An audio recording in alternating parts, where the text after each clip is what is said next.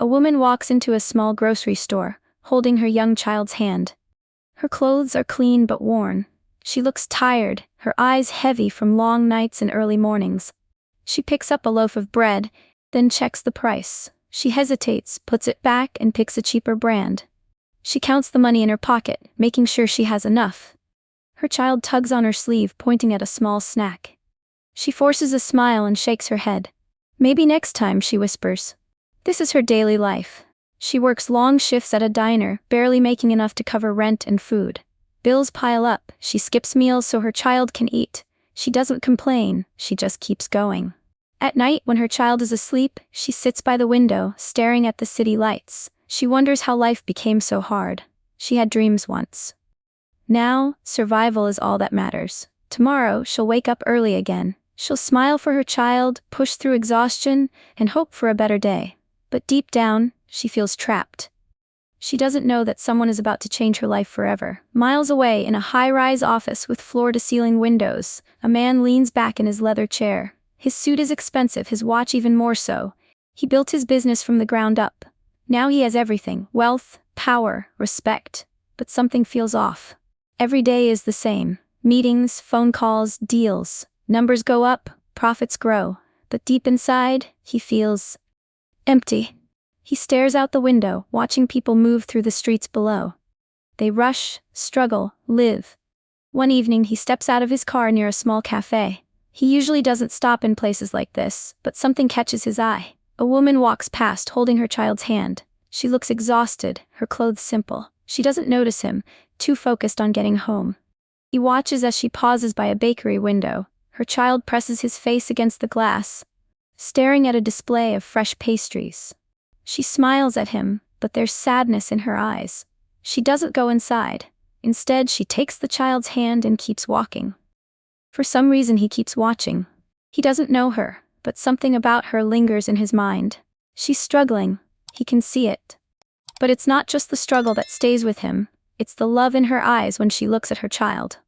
That night, he can't stop thinking about them. The next day, the woman wakes up early. She gets her child ready, packs a small lunch, and heads out for another long shift. The morning air is crisp, and she pulls her jacket tighter around her. At the bus stop, she checks her phone. A message from her landlord, another warning about the overdue rent. She sighs and puts it away. No point worrying. She just has to keep going. Later that day, while rushing to the grocery store after work, she reaches into her bag for her wallet. It's not there. Panic sets in. She checks again, her hands trembling. She must have dropped it somewhere. Her child watches her, sensing her distress. She takes a deep breath and forces a smile. "It's okay," she whispers, but inside, she's breaking. Nearby, the rich man steps out of his car. He wasn't planning to stop, but something pulls him here. Then he sees her. She's at the checkout, trying to explain to the cashier. She only has a few basic items: milk, bread, some fruit. The cashier looks at her with sympathy but shakes their head. The rich man watches as she lowers her eyes, holding her child's hand. She looks ready to leave, empty-handed. He steps forward. Before he even thinks about it, he speaks. "Let me cover that." The woman turns, startled. Their eyes meet. She hesitates, her pride fighting against her desperation. "Please," he says gently. "It's okay." For the first time in a long while, she feels seen. The woman stares at the man, unsure of what to say. She grips the grocery bag tightly, still trying to process his words. I can't accept that," she finally says, shaking her head. "I'll figure something out." The rich man gives her a calm smile. "It's not charity, just a little help."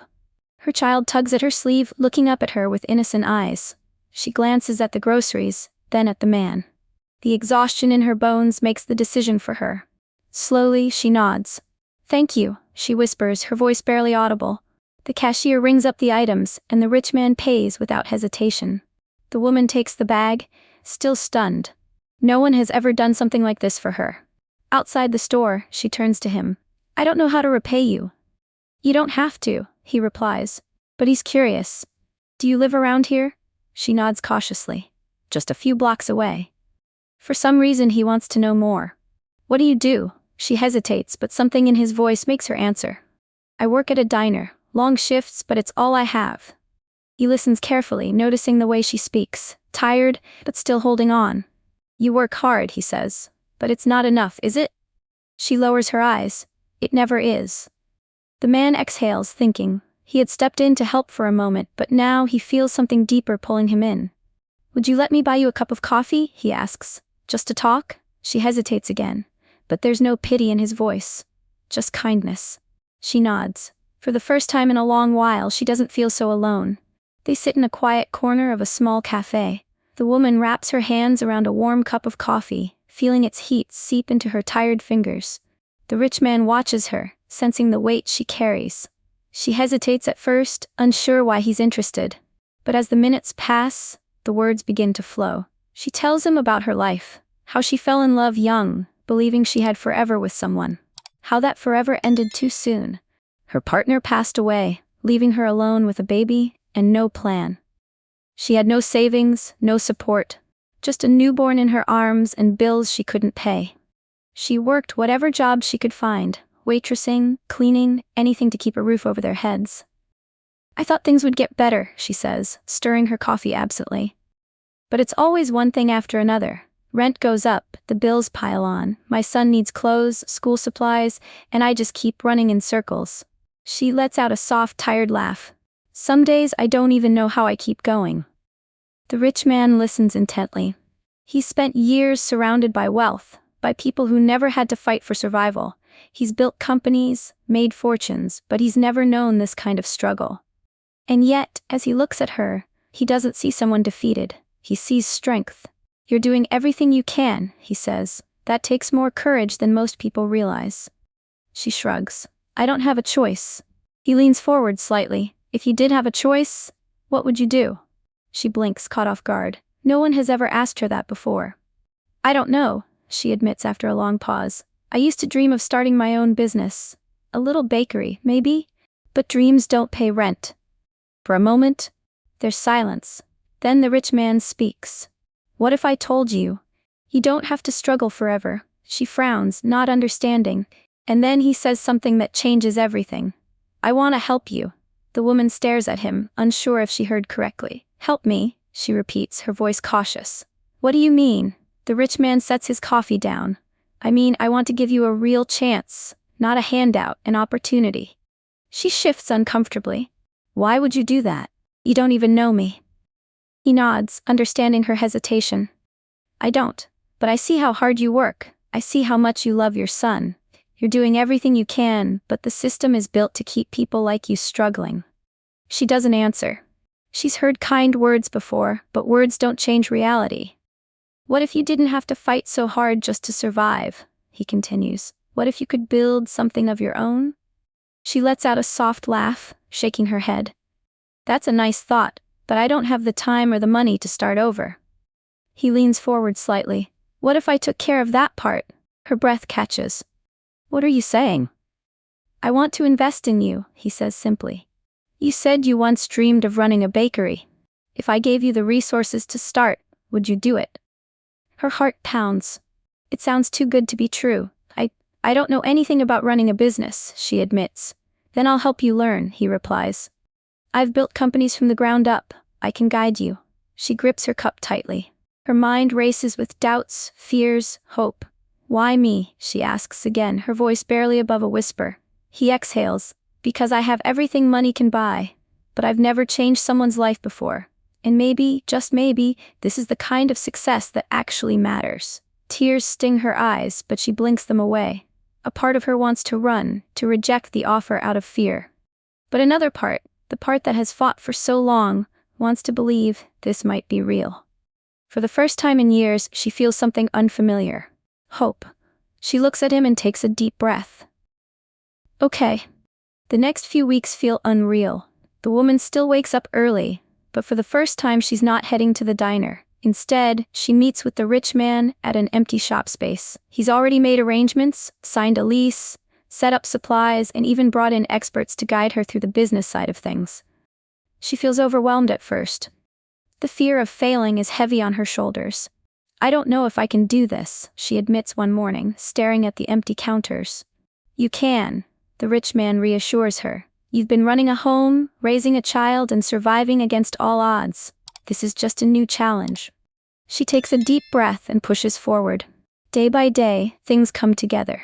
She learns how to manage inventory, price products, and handle customers. She tests recipes late into the night, sometimes with her son sitting on the counter, giggling as he helps mix ingredients. The rich man checks in often, offering guidance but never taking control. "This is your business," he reminds her. "I'm just here to support you." Slowly, confidence replaces doubt. Then, the bakery opens. The first day, she fears no one will come, but as the doors unlock, people trickle in, curious neighbors, old friends, even former customers from the diner. The smell of fresh bread and pastries fills the air. Her son watches from behind the counter, beaming with pride. By the end of the first week, the bakery is more than just a shop. It's a place filled with warmth, laughter, and hope. And the woman, she's no longer just surviving. She's building something, and for the first time in her life, she feels free. Months pass, and the little bakery thrives. Mornings are busy, filled with the scent of warm bread and fresh pastries. Regular customers greet her with smiles. New faces walk in every day, drawn by the cozy atmosphere and the kindness she offers with every order. She works hard, but it no longer feels like a struggle. She's not just making ends meet, she's building a future. Her son sits in the corner some days, doing homework while nibbling on a cookie. She catches him watching her, eyes full of pride. "You did it, Mom," he says one evening, as she closes the shop. She smiles, brushing flour from her hands. "We did it." The rich man visits from time to time. He never asks for anything in return. He simply watches, knowing he made the right choice. One day she finally tells him, "I don't know how to thank you." He shakes his head. "You already have."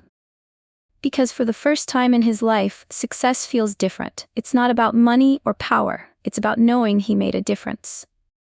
And as he walks away, he realizes, helping her changed his life just as much as it changed hers.